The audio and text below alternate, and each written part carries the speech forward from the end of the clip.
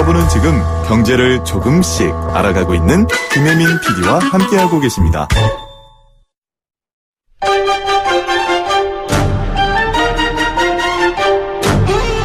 조변보감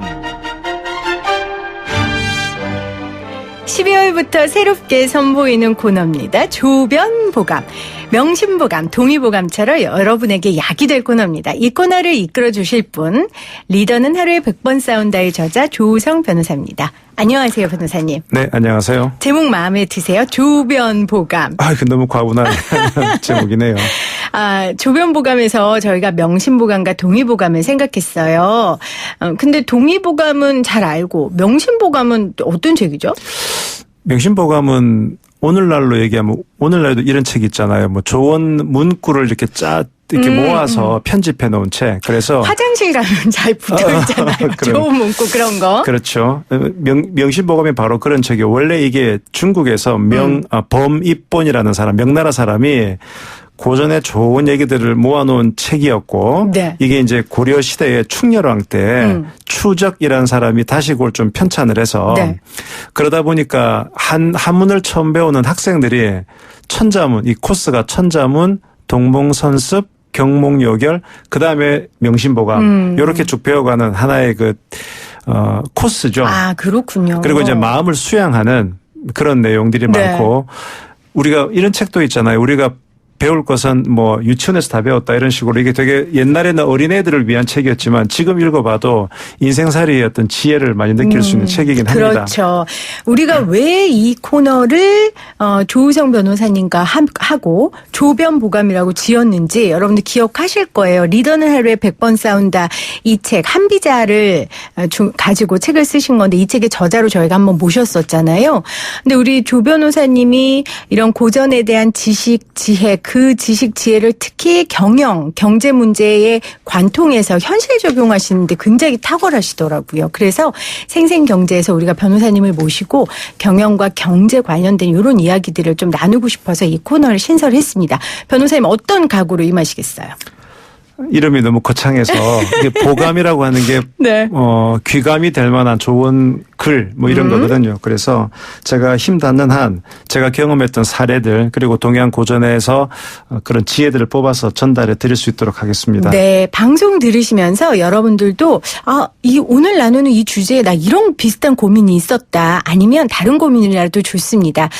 고민 남기고 싶으신 분들은 샵 0945 우물정 0945로 문자 보내주시고요. 또 유튜브 보이는 라디오 창에도 남기실 수 있습니다. 자, 오늘 첫 시간이에요. 주제를 좀 이야기해 볼까요? 네, 회사가 발전하다 보면 초창기 때 했던 사람들, 같이 했던 사람들보다는 더 능력 있는 사람이 필요할 때가 와요. 그리고 이 사장님들은 어느 순간 갈증을 느끼거든요. 갈증을 느끼면서 새로운 더 뛰어난 사람들을 인재를 영입을 하고 싶고 또 실제 그렇게 수혈이 되어야 회사가 발전을 한단 말이죠. 그렇죠. 그런데 이제 그 과정에서 조금 잘 이렇게 예민하게 잘 컨트롤을 못할 때에는 기존에 있던 직원과 새로 들어온 사람 간에 문제가 생기고 그렇죠.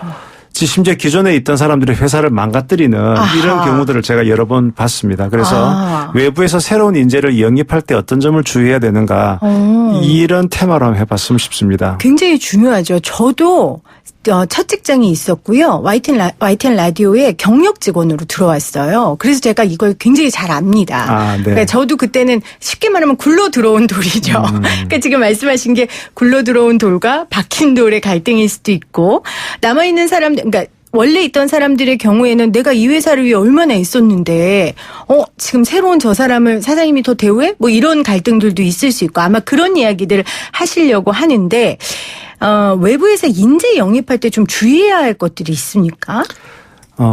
분명히 필요성이 있어요. 새로운 사람들이 들어오고 기존에 있는 사람들은 인간적으로는 더 친하지만은 한 스텝 더 점프하기 위해서는 새로운 능력이 분명히 필요한데요. 그렇죠. 그때 제일 중요한 것이 기존에 있는 사람들을 어떻게 관리하는가의 문제입니다. 제가 아마 사장님들은 이게 제 말씀 들으면 되게 공감하실 텐데 이 직원들이 되게 능력 없어 보여도요. 이 사람들이 회사를 발전시키지는 못해도 망가뜨릴 수는 있어요. 그러니까 이게 뭔가 억한 심정을 갖게 됐으면 주로 이런 새로운 인재 영입이 기존에 있던 사람들이 불만을 품으면서 기존의 어떤 거래선을 붕괴시키고 그다음에 내 어떤 직위가 뺏기는 것, 그다음에 내가 제대로 인정받지 못하는 것에 대한 불만을 가지면서 회사를 망가뜨리더라고요. 아. 뭐 한비자가 맨날 얘기하지만 이게 회사 이런 이해관계로 얽힌 관계는 피가 흐르는 이런 관계가 아니기 때문에 그렇죠. 내 이해관계가 다 하게 되면 언제든지 돌아설 수 있는데 특히나 사람들은 항상 자기가 기여한 것을 크게 생각하잖아요.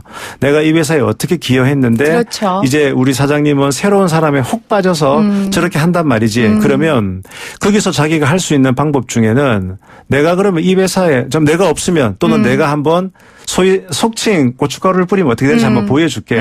그게 어떻게 보면 자기의 존재감을 보여주는 그것도 되는 것이고 그러면서 또 이렇게 골탕을 먹이는 실제 그런 경우를 제가 많이 봤기 때문에 이게 그냥 좋아 보이는 사람들을 바깥에서 끌어들일 때 정말 조심해야 되겠구나. 그걸 많이 느꼈습니다. 구체적인 사례 있으세요? 변호사님이 상담하셨거나 본 그런 사례. 사례들 뭐 회사명을 거론하기는 그렇지만은 아주 뭐랄까 이게 되게 스테레오타입이에요. 그러니까 특히 기존의 회장님이 당신의 아들에게 회사를 물려준다. 그러면 이제 뭐 외국 유학을 갔다 오거나 이런 분들은 이제 딱 들어와 보면 기존에 자기 아버지랑 하던 이게 좀 구태의난 또는 소위 적폐 세력이라 생각하는 거예요. 그러면서 자기가 유학 때 알았던 사람들, 그다음에 좀 젊은 사람들 이런 사람들을 대거 들이는 거예요. 대거 들이면서 그렇게 되다 보면 새로 들어온 사람들은 또 어떤 입장이 되느냐. 내가 너희들을 구하러 들어왔다. 이런 약간 점령군의 인식을 갖는 거예요. 그러면 기존에 소위 이제 적폐 세력이라 불리는 사람들은 우리가 그래도 열심히 이익률 낮지만은 이렇게 굴뚝산업을 키워왔는데 젊은 사장이 들어오면서 새로운 점령군에 들어오면서 자기들을 무시하고 그러니까 항상 회의할 때 보면은 젊은 사장님은 새로운 사람들에게 힘을 실어주고 기존에 이런 문제가 있으니까 이랬다. 계속 이런 일이 반복되다 보니까 어차피 나이 드신 분들은 또 기존의 세력들은 우리가 이제는 갈 수 있는 길이 별로 없구나. 그러면 그 속에서 이제 횡령이나 배임이라든가 내가 할 수 있는 범위 내에서 이익을 많이 챙기는 더 이상 회사의 이익이 내 이익이 아닌 거예요. 근데 그렇게 하는 이유가 불안감이 기저에 깔린 거잖아요. 내가 언제 내쳐질지 모르겠다.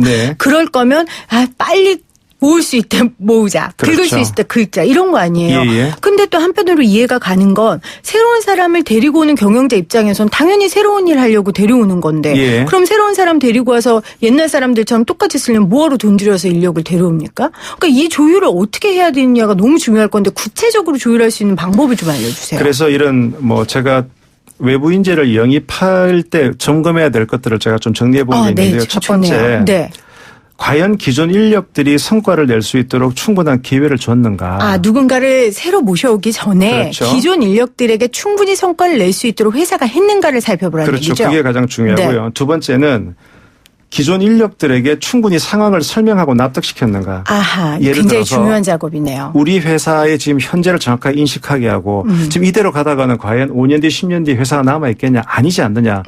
그러면 새로운 일을 하기 위해서는 우리는 지금 준비가 덜 되어 있고 그런데 이런 사람들이 있다. 그래서 이런 사람들이 새로운 비즈니스를 하기 위해서 들어올 필요성에 대해서 물론 그럴 거예요. 내가 사장인데 내가 내 마음대로 못할 바에는 내가 뭐하러 사업해. 그렇게 생각하실 수도 있겠지만 아까 제가 말씀드린 대로 아무리 우리가 허튼 직원처럼 보여도 그 직원은 회사를 잘 되게는 못해도 망가뜨리게는 할 수가 있어요. 그렇게 생각하면 존재감이 엄청 커지네요. 그렇죠. 그러니 이 기본적으로 다 아우르면서도 이해를 구하는 이런 과정들이 좀 필요해요. 그다음에 또 중요한 거 새로운 인재들에게 교육을 잘 시켜야 돼요. 이게 자칫 새로운 인재들한테 우리 회사가 이런 문제가 있어 이러니까 당신들이 필요해 그러면 그래 우리가 이 회사를 구해야지 이런 식으로 심리가 생길 수 있군요. 그렇죠. 완전 점령군으로서의 마인드를 가지게 될 텐데 그것이 아니고 그동안 우리 직원들이 얼마나 고생을 했는지 그리고 당신들이 들어옴으로 인해서 그 사람들이 느낄 어떤 그 열패감 그다음에 상실감이 분명히 있을 수 있다. 적어도 그런 것들을 이해할 수 있는 작업들이 필요하다는 얘기죠. 그래서 그들을 존중하고 원만하게 융합하기 위한 노력들. 그래서 제가 예전에 교육을 많이 할 때 이런 교육을 많이 받았어요. 제가 협상이라든가 인화에 대한 교육을 많이 했는데 그런 것들을 많이 신청하는 회사들이 다 가보면 저희들이 이번에 조직을 새롭게 개편해서 새롭게 많이 들어왔는데 그래서 혹시 뭐 MBTI 분석 같은 거 많이 하잖아요. 서로 성향 분석하고 이런 노력들을 기업들이 많이 하는 이유가 이걸 서로 민글시킨다 그러죠. 같이 융합하도록 하는 그런 노력들 없이 그냥 앞으로 가 직진 새로운 사람 들여오고 이러면 여기서 뭔가 부서지더라고요. 그러니까 일은 사람이 하는 거잖아요. 네. 새로운 사람을 데리고 왔을 때 새로운 사람에게도 기존에 있는 분들이 어떻게 애쓰고 노력했는지 설명해주고 기존에 있는 분들에게도 충분히 격려해주면서 이런 부분 때문에 우리가 새로운 사람을 모셔오는구나라는 얘기를 하는 게 굉장히 중요해요. 저 100% 동의하는데 근데 사실 이거보다 실질적인 게 있어요. 급여 문제예요. 네. 새로운 사람들이 들어오는데 너무 많은 급여를 받는 거예요. 저보다. 그럼 야구르지 않겠어요? 이럴 그렇죠. 때는 어떻게 그렇다고 급여를 공개할 수도 없고. 그러니까 기본적으로는 급여는 뭐 다 너무나 투명하게 공개되는 것은 문제가 있는데 이 부분도 마찬가지예요. 이 부분도 이 사람들이 새로 들어옴으로 인해서 어느 정도의 성과를 올릴 거라는 전제하에 네. 그 성과를 전제로 한 급여가 책정이 되는 것이고 그러니까 그 부분에 대해서는 새로 들어온 사람에게도 상당히 미리 사실 좀 얘기가 돼야 되겠죠. 네. 기존 사람들 간의 어떤 그런 상실감을 막기 위해서라도 성과를 내야 되고 그러니까 들어오는 사람도 그냥 뭐 쉬운 마음으로 들어오는 것이 아니고 내가 정말 어떤 성과를 내야 된다라는 그러면 있는 사람도 이제 수긍을 하는 거죠. 저만한 성과를 내고 저만큼 가져가고 결과적으로 전체 파이가 커지니까. 그런데 보통 보면은 이런 거죠. 되게 좋아 보이는 거죠. 바깥에 있는 사람이. 이뻐 보이고 좋아 보이고. 이제 그러면서 짝사랑에 빠지고 그 사람을 데리고 오기 위해서 무리하게 하는 경우들이 많더라고요. 여기서 뭔가 이제 그 미스가 많이 생기는 걸 제가 봤습니다. 이렇게 뭔가 그런 사장님이 그런 짝사랑에 눈에 현혹되면 아하. 그 짝사랑 때문에 잃어버리는 것들이 많더라. 네. 는 생각이 좀 듭니다. 그러면 새로운 사람 입장에서도 갖춰야 할 조건이 있을 것 같아요. 아까 네. 말씀하신 것처럼 내가 여기 구하러 왔어. 이런 태도는 안 되는 것 같고 또 하나 지혜롭게 해야 되는 몇 가지가 있을 것 같은데 예를 들면 어떤 게 있을까요? 그게 이제 결국은 그 사람의 어떤 내공인데요. 제가 봐서는 결국은 그 회사가 10년 되고 20년 되었으면 나름대로 내가 모르는 새로운 사람이 그렇죠. 들어오는데 모르는 그 회사의 컬처나 DNA가 있다는 얘기죠. 그다음에 내가 아무리 능력이 뛰어나도 정말 작당을 하고 그 사람들이 나에 대해서 2명, 3명, 4명이 음해를 하기 시작하면 내가 아무리 뛰어나도 왜 3인 성호란 말이 있지 않습니까? 세 사람이 얘기하면 없던 호랑이도 생긴다고 결국은 그런 여론몰이에 이런 휘말리는 경우들을 또 저 많이 봤거든요. 내가 능력이 뛰어나니까 내 능력 제대로 발휘하면 난 인정받겠지. 그건 되게 소박한 생각이에요. 회사는 대단히 정치적인 집단이고 내가 뭔가 내 힘을 얻기 위해서는 가서 네. 그냥 우리 탑만 보고 내가 사장님한테만 잘 보여야지. 그건 대단히 위험한 거예요. 가서 내 옆에 사람, 내 밑에 사람을 서서히 이렇게 들어가는. 마음을 사는 거. 예, 그게 있어야 내가 그 사람이 좋은 능력이면서 그 회사에 들어간 이유는 내 뜻을 펴기 위함이잖아요. 내 뜻을 펴기 위해서는 나를 동조하는 사람이 많고 나를 인간적으로 그렇죠. 좋아해 주는 사람이 많아야 돼요.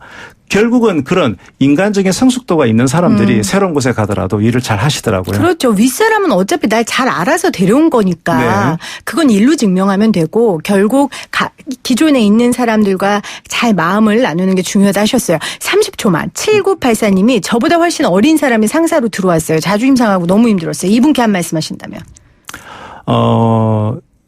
기본적으로 회사에서는 그 사장님들이 제일 그 두려워하는 게 뭐냐면 나이 때문에 직급이 침범되는 그런 걸 제일 싫어해요. 일단 회사에서 어떤 식으로 직급을 줬다는 것은 사장님의 나름대로 판단이 있는 네. 것인데 그게 싫다고 하면 그거는 회사를 떠나는 게 맞죠. 저는 그렇게 생각합니다. 그래서 적어도 내가 내 회사를 차리기 전에는 누구 밑에서 있다면 내 위에 사람들한테 뭔가를 배운다는 생각으로 나중에 내 회사를 차릴 거니까 저는 항상 배우는 마음으로 가는 게 맞다고 보고 사장님은 그렇게 하시는 이유가 있는 것 같아요. 그러니까 누구를 위해서가 아니고 나를 위해서 그 네. 상황을 받아들이고 배울 거 찾아라라고 말씀을 주셨습니다. 네. 조변보감. 너무 잘 만든 코너인 것 같아요. 예, 예. 저희 격주로 모시거든요. 2주 후에 뵙겠습니다. 고맙습니다, 변호사님. 고맙습니다.